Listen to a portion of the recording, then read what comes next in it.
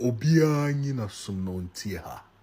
It is a great privilege to stand before your Royal Majesty tonight Okay. on behalf of His Excellency President John Dramani Mahama, who has asked me to assure your Majesty that his heart is fully present in this hall.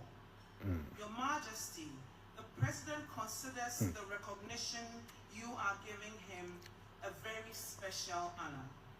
Tonight marks 27 years on the golden stool of the Ashanti Kingdom. A throne that has carried on the pride of Ghana, the history and the soul of Ghana, long before Ghana gained her independence.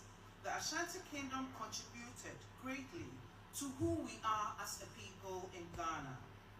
Your Majesty inherited that legacy and has enlarged it in ways that belong to all of us and not only to Asante man. Ladies and gentlemen, when the Gabon chieftaincy crisis threatened peace in Ghana, your Majesty stepped